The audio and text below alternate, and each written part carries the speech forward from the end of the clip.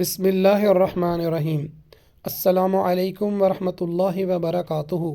اللہم صلی علی محمد وعلی آل محمد۔ فضائل اعمال، حکایت صحابہ رضی اللہ تعالی عنہم۔ نماز کا شغف اور شوق اور اس میں خشوع خضوع۔ نماز ساری عبادتوں میں سب سے زیادہ اہم چیز ہے۔ قیامت میں ایمان کے بعد سب سے پہلے نماز ہی کا سوال ہونا ہے۔ حضور صلی اللہ علیہ وآلہ وسلم کا ارشاد ہے کہ کفر اور اسلام کے درمیان میں نماز ہی آڑ ہے۔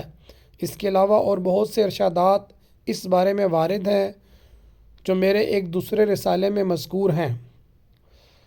اللہ تعالیٰ کا ارشاد نوافل والے کے حق میں۔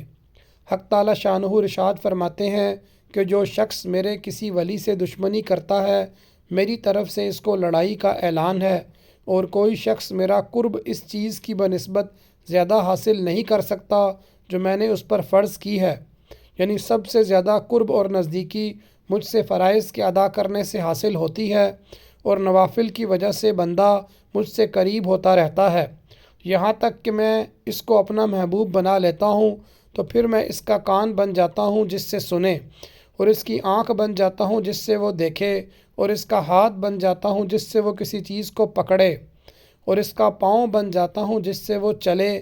اگر وہ مجھ سے کچھ مانگتا ہے تو میں اس کو عطا کرتا ہوں، اور کسی چیز سے پناہ چاہتا ہے تو میں پناہ دیتا ہوں۔ آنکھ کان بن جانے کا مطلب یہ ہے کہ اس کا دیکھنا، سننا، چلنا، پھرنا سب میری خوشی کے تابع بن جاتا ہے، اور کوئی بھی بات میرے خلاف مرضی نہیں ہوتی۔ کس قدر خوش نصیب ہیں وہ لوگ جن کو فرائض کے بعد نوافل پر کثرت کی توفیق ہو اور یہ دولت نصیب ہو جائے۔ اللہ تعالیٰ شانہ اپنے فضل سے مجھے اور میرے دوستوں کو بھی نصیب فرمائیں۔ آمین ثم آمین۔